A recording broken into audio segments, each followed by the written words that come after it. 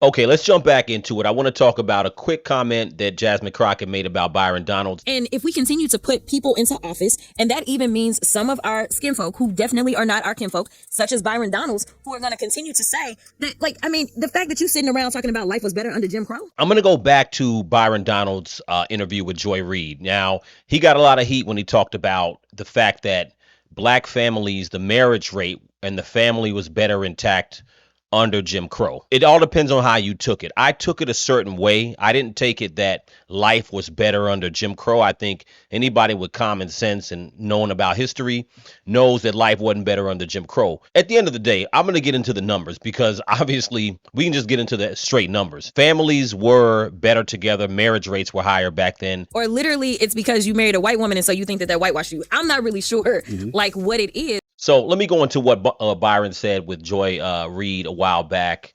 This was during the campaign, and he explained his comments about Jim Crow. But it is that during Jim Crow, the black family was together. That's what people have taken issue with. What are they missing? Some in the media want to twist my words for political purposes.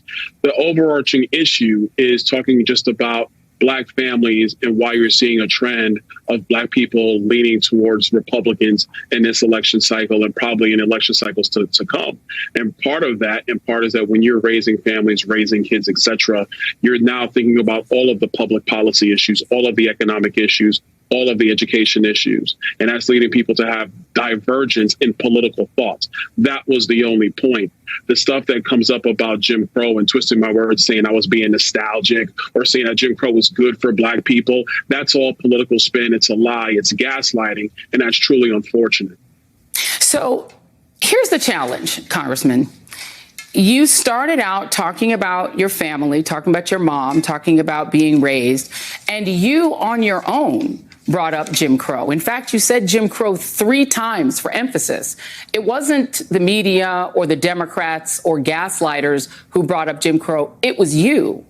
You brought up Jim Crow. So why did you use Jim Crow specifically as your reference? You did that. No one else did that. You did it. Whether you like Byron Donalds or not, I don't care. I don't care about Byron Donalds or whoever. You know what I'm saying? At the end of the day, what he said is not actually controversial. It's all about understanding the context, right? So I don't know about y'all, but I've had plenty of conversations with plenty of people who are far left leaning Democrats who all agree, most people agree that the black family was better intact when you're talking about a chronological timeline. And I'm going to show a chart in a minute, starting from about the 70s. If you go back before the 70s, civil rights, Jim Crow era, that's the chronological time order. And now marriage rates have declined for all, well, not all races. I'll go into that in a minute. But as far as black people, the marriage rate has declined since 1970. Now, the context of what I got from what he was trying to say is that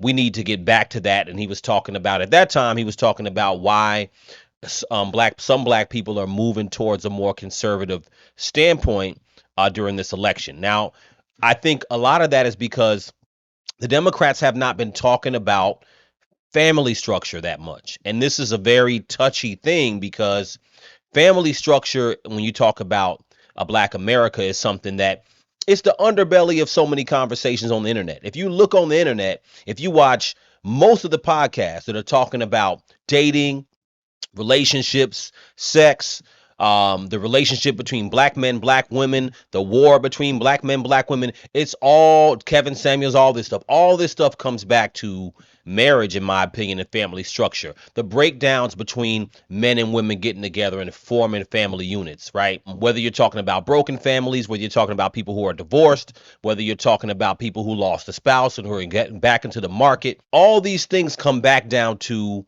the breakdown between men and women. So if you're talking about the black community, that is the underbelly, or really the overbelly of most of the conversations on the internet. And the reason why that is because right now, now don't quote me, but I believe that the marriage rate is about 34% in the black community, and it's projected to go down to about 17% within the next 5 to 10 years. Whether you want to believe it or not, it's a serious problem. And I think that he was speaking to that. No one can legislate families having a structure. I'm not saying the Democrats can legislate that, but I do think that if you're talking about political parties, the Democratic Party, which have most of the black vote, don't talk about family structure, meaning mom, dad, children. They don't talk about that enough. 71% of our sisters are not married. 29% will never get married. 63% of our brothers are not married. 30% of them will never get married. There is no culture in the history of humankind that has risen to maximize their full human potential without family at the center of their culture. This only exists.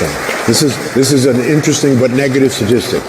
This phenomenon of the existential crisis of our family only exists among African American black people. It does not exist on the continent or anywhere else in the diaspora. So there must be something in the water. We must fix this. It is a lot easier said than done because it is impacting our wealth. Quick statistics.